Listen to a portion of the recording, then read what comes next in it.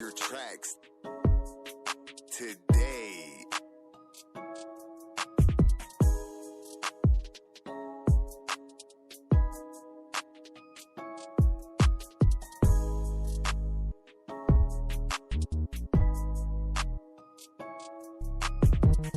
C'est avec plaisir que nous vous présentons cette première édition de notre tout nouveau concept intitulé l'Intégrale.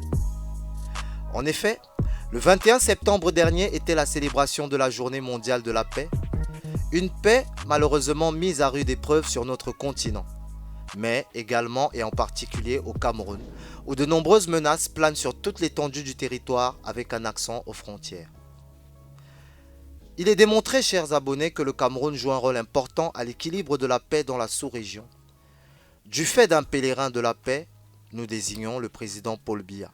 Aujourd'hui, nous sommes tous, je dirais, mendiants de la paix.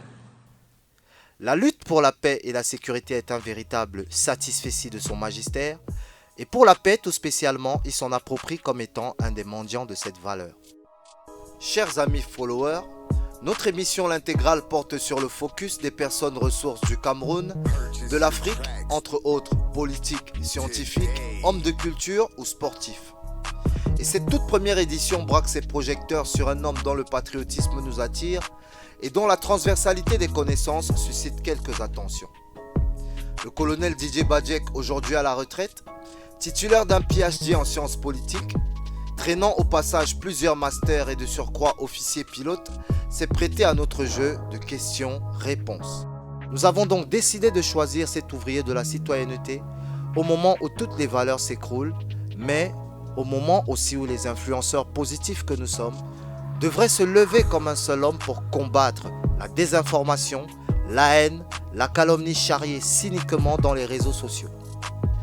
C'est aussi à ce titre que nous consultons donc aujourd'hui ce spécialiste de la communication de crise qui a accepté, après plusieurs sollicitations, de nous accorder le privilège de faire incursion dans son quotidien de républicain et spécialiste de la communication de crise afin d'obtenir de sa part des éléments de réponse autour de la thématique du jour, à savoir la paix et ses enjeux à l'ère du digital et l'action des influenceurs sur les réseaux sociaux. Il est 8h passées de 5 minutes lorsque nous arrivons au tennis club de Yaoundé afin de suivre le docteur Badjek, préférant désormais être appelé ainsi pour se détacher de l'armée qu'il a servi au temps légal. Après maintes tentatives de rencontre, notre équipe a finalement eu le privilège de s'introduire dans le quotidien de ce combattant de la patrie en plein jour de célébration internationale de la Journée mondiale consacrée à la paix. Surpris de l'avoir trouvé en plein exercice sur un court de tennis, nous avons commencé par lui poser quelques questions sur la relation intime qu'il entretient avec ce sport et nous avons également profité pour recueillir quelques avis sur sa personne auprès de quelques jeunes sportifs trouvés sur le site qu'il appelle tous très affectueusement mon colo. Ça va faire presque une heure, mon colonel, que non, tu vas prendre... Oui, une heure. Il me reste encore 30 minutes. Ouais. Lundi, je travaille en salle, au Hilton. Ouais. Mardi, je fais mes gammes. Ouais. Vendredi, je fais mes gammes. Jeudi, je fais un match test. Et puis samedi également. Avec des joueurs qui sont classés. Hein, et croyez-moi, ils ne m'accordent pas de largesse. Hein. Ouais. Ça joue dur. Hein. Ils jouent comme ils ne jouent avec aucun autre vétéran. Le polo, je peux dire c'est avec mon père. Ouais. Et c'est un monsieur qui m'a beaucoup encouragé pendant mes compétitions. Ouais. Donc à Yaoundé, je suis toujours derrière lui pour jouer avec lui. À 62 ans, je pense qu'il est vraiment très fort. Parce qu'un d'abord ne manque jamais à son rendez-vous de sport. Il est toujours, il vient tôt le matin, il s'est levé le matin pour venir faire un sport, il fait vraiment la volonté. Nous avons affaire à un personnage naturel, plutôt sympathique, ouvert à l'échange et surtout en pleine possession de ses capacités physiques et mentales. C'est après ce premier échange que nous nous sommes donc proposés de l'accompagner afin de vivre une journée dans la peau de ce colonel désormais à la retraite qui, après une séance de sport bien consommée, va se refaire une propreté afin de se rendre à une conférence sur la paix au ministère de la Jeunesse et de l'Éducation civique. Et c'est donc sur le chemin de cette conférence que nous avons pu faire un arrêt supplémentaire afin de pouvoir lui demander son avis concernant la question toujours aussi brûlante du rôle des influenceurs sur les réseaux sociaux, quand on sait que lui-même subit en tant qu'homme politique et ex-militaire des attaques ciblées, parfois méchantes, de la part justement d'influenceurs bien connus de l'univers des réseaux sociaux. Des procédés qui correspondent un peu à l'ère du temps. Et maintenant, la question est de savoir ce que l'on en fait. Si c'est pour troubler et désorienter la jeunesse, je trouve que ces objets de communication, ces supports de communication ne vont plus dans le sens pour lequel ils ont été créés. Voyez-vous, lorsque vous faites un audimat très rapide, vous allez vous rendre compte que les médias classiques ne sont pas suivis par cette jeunesse qui constitue pourtant le gros de la population aujourd'hui et que l'on peut manipuler facilement. Cela veut dire qu'on a une très lourde responsabilité lorsque l'on communique sur les réseaux sociaux. Vous irez par exemple, même ici en ville, vous voyez un vendeur qui est à côté de son kiosque, à chaque seconde qui lui est accordée de repos, il tripote son téléphone, il est dans son smartphone. Eh bien, ce qui veut dire que c'est un pouvoir important, n'est-ce pas, de communication et de formation. Aux questions posées quant à l'impact des nouveaux outils de communication et en particulier à l'action des influenceurs qui parfois brillent par leur négativité sur l'éducation de la jeunesse censée être le fer de lance de la nation. Aux mains de personnes malveillantes, eh bien on va avoir de très mauvais résultats sur le terrain. Et moi j'ai fait des études dessus qui prouvent que le décollement, n'est-ce pas, de consentement institutionnel provient de la destruction qui est menée par ces réseaux sociaux. Alors moi je voudrais dire qu'aujourd'hui, il faudrait les investir de manière rationnelle parce que, encore une fois, la communication institutionnelle ne peut pas s'encombrer du même niveau de langage pour entrer dans les réseaux sociaux, mais il peut avoir des méthodes, n'est-ce pas, de substitution qui permettent d'atteindre la jeunesse plus facilement.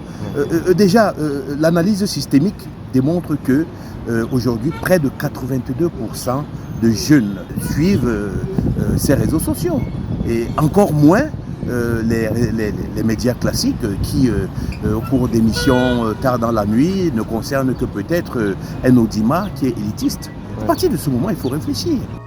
La journée du docteur Badjek se poursuit et nous sommes alors projetés au ministère de la Jeunesse et de l'Éducation civique, dont il dit aimer le cadre feutré et poli des échanges. Participer à des débats constructifs est une chose qu'il affectionne et nous avons d'ailleurs pu constater que ses prises de parole sont très souvent couvertes d'ovations. Je vous propose donc la thématique et le rôle de la défense face aux défis sécuritaires. Pour ce faire, je vais exposer sur 4 points. D'abord, la typologie des menaces. Et en deuxième point, quelles sont les missions qui incombent aux forces de défense, c'est-à-dire leur cadre institutionnel et réglementaire. La notion de défense globale qui rentre tout à fait dans le sens même de ce que nous faisons aujourd'hui, c'est-à-dire la défense populaire. Et enfin, les défis sécuritaires à l'aune de la démarche stratégique aux sources d'influence.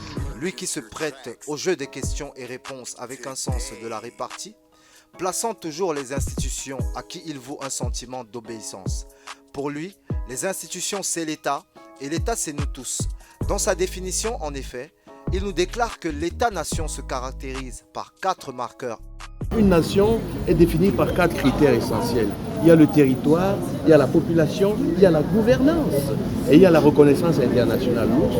Nous sommes un pays qui est reconnu, n'est-ce pas, qui est un pays reconnu dans le giron international, inscrit au niveau de l'Organisation des Nations Unies. Et nous avons une gouvernance. Il faudrait déjà que les Camerounais commencent à respecter ceux qui nous gouvernent sur le mandat qui leur est accordé. La table ronde se termine à 14h30 et après un break pour le déjeuner, le docteur Didier Badjek, infatigable, prend la direction de sa réunion hebdomadaire avec son parti, le RDPC. Choix pour lequel il dit savoir être fortement critiqué et d'ailleurs, s'agissant de son choix politique, il répond laconiquement que c'est au Cameroun que l'on croit que les militaires sont des parias. Donc tous ceux qui veulent faire de la politique, lorsqu'on est soldat, on sort de l'armée, on respecte sa durée légale et puis après vous pouvez faire de la politique. C'est tout simple. Ainsi donc, il milite par conviction Et le RDPC lui a semblé être le parti qui rassemble le plus et qui milite pour un Cameroun uni dans sa diversité. Bien entendu, je travaille toujours seul, je n'ai pas de rétribution outre mesure, contrairement à ce que les gens croient, ou peut-être que j'aurais reçu telle somme de X personnes. Je travaille par conviction, monsieur, je travaille pour la patrie camerounaise.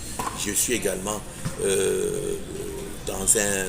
je milite pour un parti parce que j'estime que ce parti rentre totalement dans mes convictions visant l'unité nationale et puis le respect de la diversité culturelle du Cameroun. Quelle simplicité chez cet homme qui nous a accordé le privilège d'en savoir plus sur son intimité. Rentré chez lui en début de soirée, c'est un père qui s'attache à faire lui-même des répétitions à ses derniers enfants. Rude journée, on va dire, pour ce père de 6 enfants issus d'un premier et d'un deuxième mariage. Le docteur Badjek joue très bien son rôle de père et de grand-père et s'attache ainsi à transmettre à sa progéniture des valeurs humanistes, mais aussi des valeurs de combattant.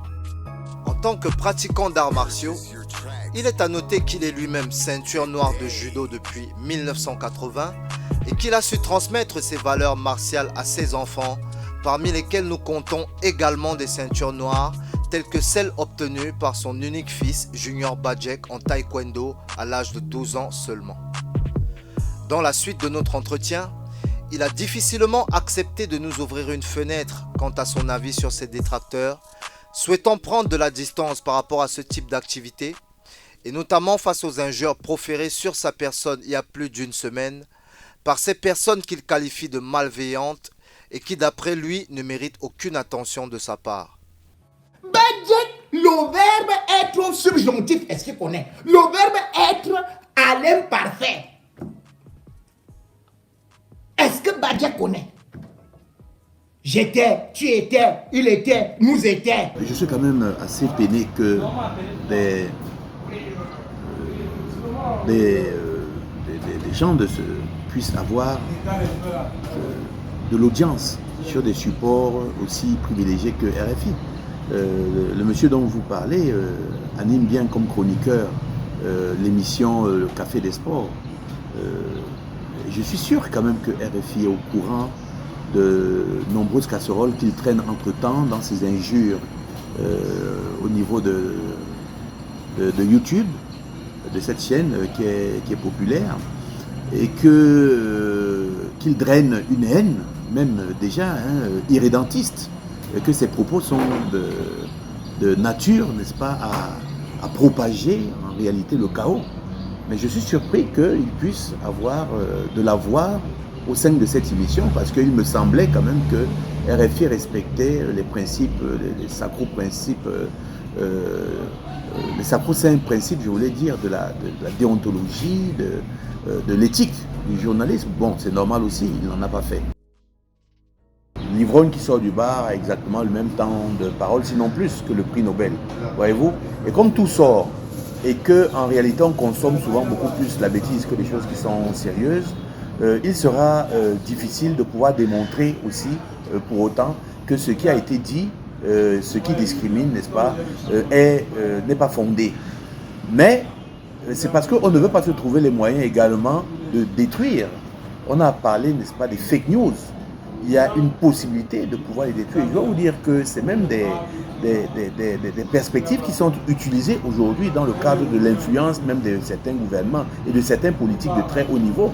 Utiliser donc ces fake news pour pouvoir agir sur la population. Chez les militaires, on appelle ça souvent des opérations militaires d'influence, mais ce n'est pas dans le sens de mentir, mais c'est dans le sens d'influencer une partie de ce que de la population que l'on peut trouver sur un théâtre opérationnel.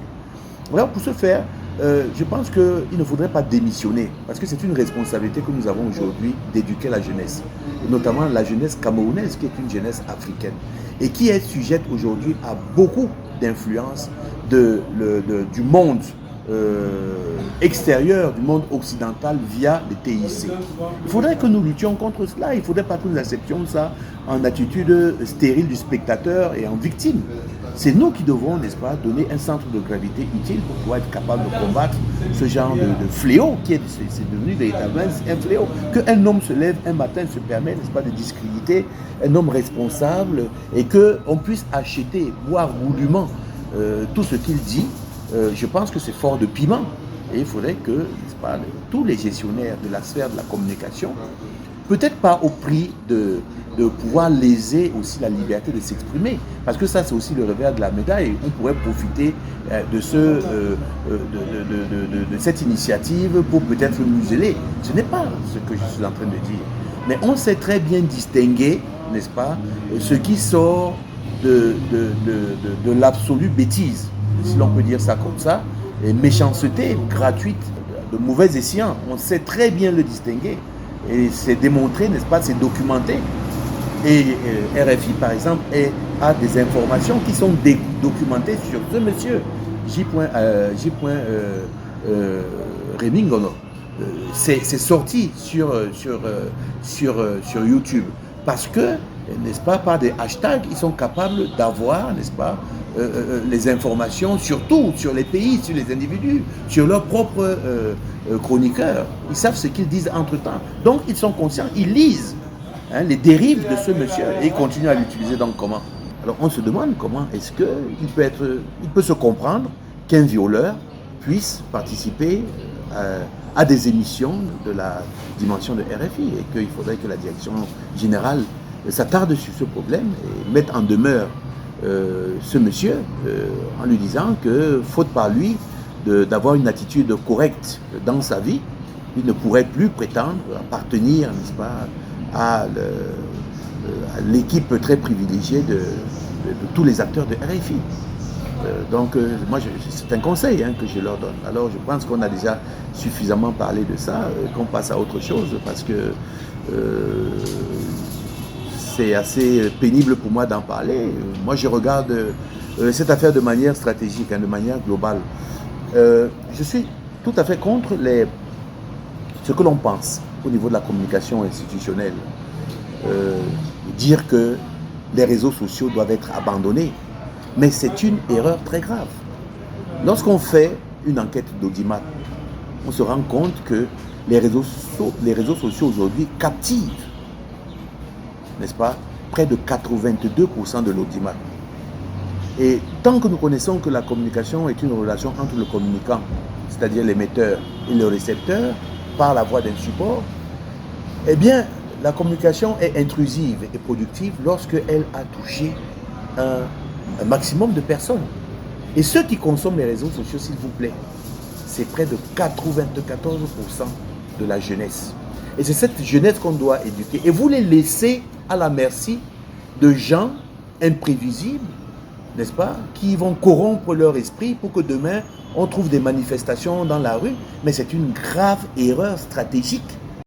Très chers abonnés, nous voici presque à la fin de cette première édition du concept L'Intégrale. Et comme vous avez pu le constater, ce n'est qu'au deuxième jour de notre entretien et après avoir fortement insisté que notre premier invité, le docteur Didier Badjek, a enfin accepté de s'ouvrir quant au fait de nous donner des éléments de réponse sur ces influenceurs cités qui tendent à détruire ou tout simplement déconstruire le travail de ceux-là même qui ont dédié leur vie au service des institutions et de leur rayonnement tant sur le plan national qu'international. Ce n'est pas un homme boursouflé que nous avons rencontré, mais plutôt quelqu'un de viril qui d'ailleurs ne fait pas son âge. Très admiré des jeunes que nous avons pu rencontrer en le suivant, il serait intelligent de laisser ce combattant continuer son combat de géostratège, lui qui estime ne pas avoir le droit d'envoyer des messages à la jeunesse. Je suis un républicain et je respecte les institutions et les personnes qui les incarnent le mieux, c'est-à-dire le chef de l'État. Et je ne peux pas me permettre d'envoyer un message à la jeunesse parce que ce n'est pas de mon rôle, ce n'est pas de ma compétence. La seule chose, je voudrais juste faire une exhortation, c'est de consommer les réseaux sociaux avec beaucoup de modération et de voir ce qui est bon pour nous et de savoir que chaque citoyen que chacun de nous est devrait être capable de construire le Cameroun. Seule responsabilité du chef de l'État, mais qui accepte tout simplement de continuer son rôle d'éducateur, d'enseignant, de stratège, afin de participer de manière constructive à l'évolution de notre cher et beau pays. Merci à tous par ailleurs d'avoir pris de votre temps pour suivre ce nouveau concept intitulé L'Intégrale. N'oubliez surtout pas de cliquer sur la petite cloche pour vous abonner et ne rien rater de nos prochaines publications. Restez connectés. excellente semaine à tous et à toutes.